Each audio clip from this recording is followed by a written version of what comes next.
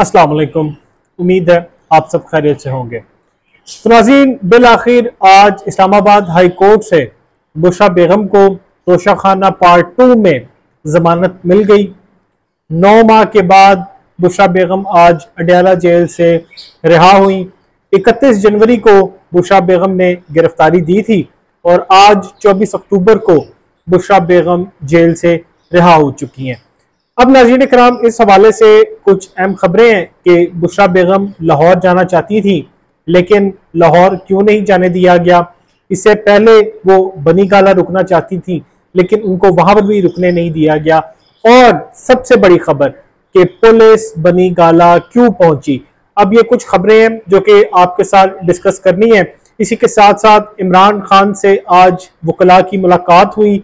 आज बड़ी मुश्किल से बड़ी देर के बाद इमरान खान के वकला उनसे मिलने के लिए पहुंचे, क्योंकि इस्लामाबाद हाई कोर्ट के अंदर तौहीन अदालत की दरख्वास्त दायर कर दी गई थी और आज जज साहब की जानिब से एक ऑर्डर जारी किया गया कि अगर आप इमरान खान से मुलाकात नहीं करवा सकते तो इमरान खान को इस्लामाबाद हाई कोर्ट में लेकर आए और यहाँ पर इमरान खान की उनके वकला से मुलाकात करवाई जाए।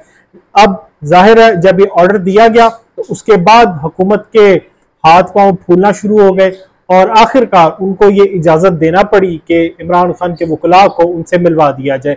अब इस तरह आज इमरान खान से उनके वकला की मुलाकात हुई। इमरान खान ने अडयाला जेल से एक अहम पैगाम भी जारी किया है। तो नाज़रीन चलते हैं पहली खबर की तरफ। तो पहली खबर है जी बुशरा बेगम के हवाले से। तो नाज़रीन, बुशरा बेगम आज बिल आखिर तोशाखाना पार्ट 2 का जो केस है उससे रिहा हो चुकी हैं और जज गुल हसन औरंगजेब की जानिब से उनको रिहा करने का हुक्म दे दिया गया था।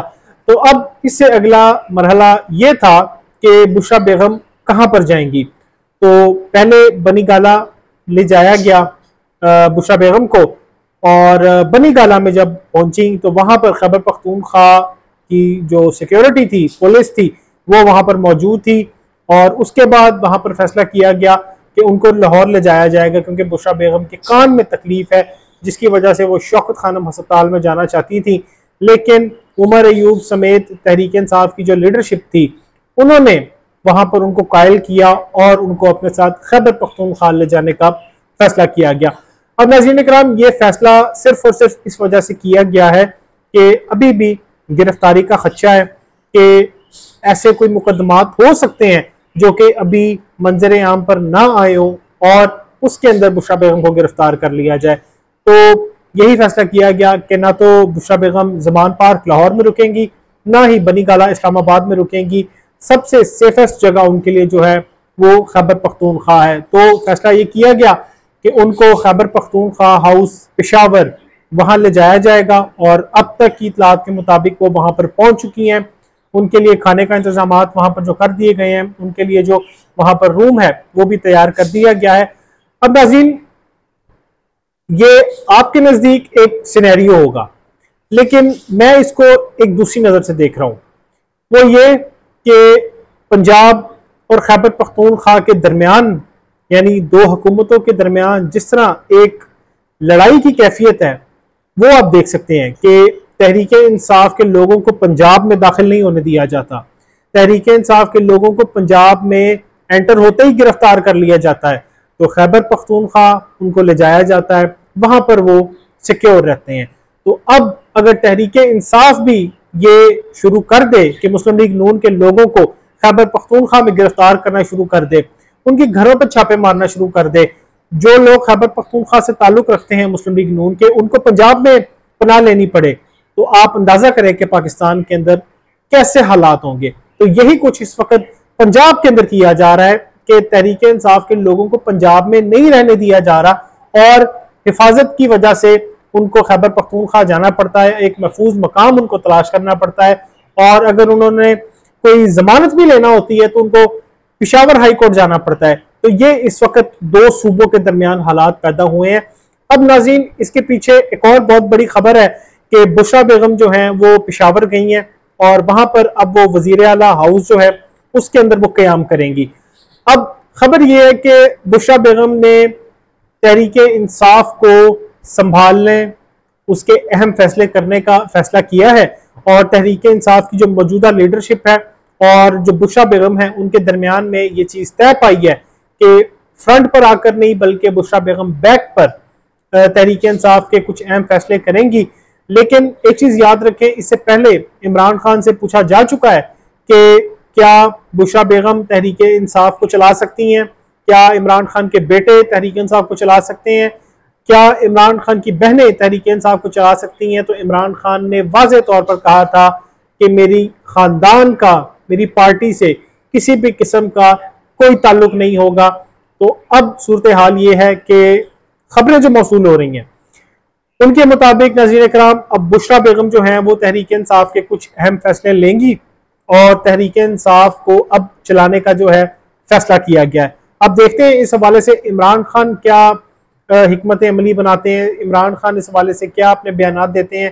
क्या उन्होंने खुद बुशरा बेगम को ये कहा कि क्या वो तहरीक इंसाफ चलाएं, क्योंकि ये अपने इमरान खान की जो बहनें हैं वो इस वक्त जेल के अंदर मौजूद हैं और तहरीक इंसाफ के जो धड़ेबंदी है उसको कंट्रोल करने के लिए शायद बुशरा बेगम जो हैं वो कुछ अहम किरदार अदा कर सकती हैं, क्योंकि हुकूमत की जानिब से ये कोशिश की जा रही है कि तहरीक इंसाफ को तोड़ा जाए और तहरीक इंसाफ को तितर बितर किया जाए। क्योंकि क्रैकडाउन करके देख लिया, कोई फर्क नहीं पड़ा, गिरफ्तारियां करके देख लिया, कोई फर्क नहीं पड़ा, सब कुछ करके देख लिया, कोई फर्क नहीं पड़ा। तो आखिरकार अब यही एक रास्ता बचता है कि एक फॉरवर्ड ब्लॉक बनाया जाए। और इसके हवाले से भी मैं आपको खबर दे रहा हूं कि हुकूमत की जानिब से ये खबरें चलवाई जा रही हैं कि जी फॉरवर्ड ब्लॉक है, लेकिन इतलात के मुताबिक ऐसा कोई फॉरवर्ड ब्लॉक अभी तक तहरीक इंसाफ में नहीं है। तहरीक इंसाफ के जो लोग हैं वो नाराज जरूर हैं, लेकिन फॉरवर्ड ब्लॉक की जो खबरें हैं वो मुकम्मल तौर पर बेबुनियाद है। तो अब ये नाज़रीन इकराम सूरत हाल है कि उन्होंने शौकत खानम जाना था लेकिन उनको नहीं जाने दिया गया। और एक और बड़ी खबर कि पुलिस एफसी रेंजर्स बनीगाला पहुंचे और बनीगाला पहुंचे, बड़ी तादाद में पहुंचे। अब सवाल ये है कि वो वहां पर क्यों पहुंचे, क्या वो बुशरा बेगम को सिक्योरिटी देने गए थे? बुशरा बेगम के पास क्या होता है जो इतनी सिक्योरिटी देने के लिए वहां पर एफसी रेंजर्स ही पहुंच गए? अब कहने वाले कह रहे हैं कि जी एक बार फिर उनको गिरफ्तार करने की तैयारी की जा रही थी और वो टाइम से ही बनीगाला से रवाना हो गई थी। अब इससे एक चीज वाजे होती है कि दो टाउट्स जो कि इस वक्त मीडिया के ऊपर मुंह फाड़ कर बातें करते हैं, उन्होंने ये कहा कि बुशरा बेगम डील के तहत आ रही हैं और अब बुशरा बेगम को गिरफ्तार नहीं किया जाएगा। अब सवाल यह है कि अगर बुशरा बेगम ने डील करना होती तो वो 31 जनवरी को जेल में क्यों जाती, और अगर उनकी गिरफ्तारी ना होनी होती तो आज एफसी रेंजर्स क्यों बनीगाला पहुंचते? तो ये जो दो लोग हैं, मैं बिल्कुल उनका नाम नहीं लेना चाहता, तो उनकी जो खबरें हैं वो और उनकी जो प्रेडिक्शंस हैं वो यहाँ पर ही गलत साबित होती हैं, क्योंकि वो कहते थे कि जी बुशरा बेगम डील के तहत आ रही है, वो बाहर आएंगी तो गिरफ्तार नहीं होगी। तो आज गिरफ्तारी की मेरा ख्याल है एक बार फिर कोशिश की गई है, जब तक ये चीजें वाज़ेह नहीं होती कि एफसी रेंजर्स वहां पर क्यों आए थे। तो ये इस वक्त नाज़रीन इकराम सूरत हाल है। और इसी के साथ साथ आज इमरान खान के वकला की इमरान खान से अडयाला जेल में मुलाकात हुई।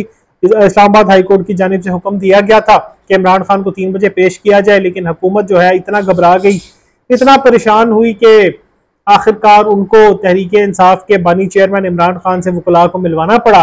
और आज फैसल चौधरी, सलमान अकरम राजा, शुएब शाहीन, बैरिस्टर गोहर समेत तहरीक इंसाफ के जो वकला थे, लीगल टीम थी, वो इमरान खान से मुलाकात को पहुंची। तो अब नाज़रीन कराम फैसल चौधरी इमरान खान से मुलाकात करके बाहर आए तो वो कहते हैं कि इमरान खान ने कहा है उन्हें पिंजरे में रखा गया है, पिंजरा खुलता है और बाहर निकाला जाता है, 12 से 14 घंटे बिजली के बगैर अंधेरे में कमरे में बैठा रहता हूँ। इमरान खान की दाढ़ी बढ़ी हुई है। इमरान खान ने कहा मुझे पार्टी वर्कर्स पर फख्र है, पार्टी की क़यादत को कारकुनान को लीड करना चाहिए, पब्लिक की नब्ज के साथ चले। इंतजार पंजोता की गुमशुदगी पर इमरान खान परेशान हुए। खान साहब की मुसीबतों पर पिटीशन फाइल करूंगा। 26वीं आईनी तरमीम पर इमरान खान ने अफसोस का इजहार किया। इस मुल्क से जमहूरियत खत्म कर दी गई, ये आइन पर हमला है। पाकिस्तान के अवाम खान की कॉल पर आएंगे, मुसीबतें बर्दाश्त करेंगे, जेलें काटेंगे और क्रैकडाउन का भी सामना करेंगे। ये कहना था फैसल चौधरी का। तो आज इमरान खान को बताया गया कि 26वीं आईनी तरमीम मंजूर करवा ली गई है और इमरान खान को इस हवाले से कोई खबर ना थी। और जब इमरान खान को बताया गया कि जी बुशरा बेगम को रिहा कर दिया गया है तो उन्होंने इत्मीनान का इजहार किया और वो पुरसकून है अब, क्योंकि जाहिर है जब आप फैमिली को अटैक करना शुरू कर दे तो जाहिर है एक मर्द के लिए ये जो हालात होते हैं वो इंतहाई मुश्किल होते हैं। नए चीफ जस्टिस आ चुके हैं और प्रैक्टिस एंड प्रोसीजर के तहत जो एक कमेटी बनती है 3 रुकनी कमेटी, उसके अंदर जस्टिस मंसूर अली शाह और जस्टिस मुनीब अख्तर को वो निकाल देंगे और फिर जस्टिस अमीनुद्दीन के साथ किसी और एक जज को, यानी जैसे कि जस्टिस जमाल मंदोखेल के हवाले से खबर आ रही है कि उनको उस कमेटी के अंदर बिठा लेंगे और ये तीनों जो जजेस हैं ये मिलकर उन केसेस को पुटअप करेंगे जिसके अंदर इमरान खान के खिलाफ बात होगी या हुकूमत के फायदे की बात होगी। तो इतलात के मुताबिक और जो खबरें हम तक पहुंच रही हैं वो सूरत हाल इसी किस्म की नजर आ रही है।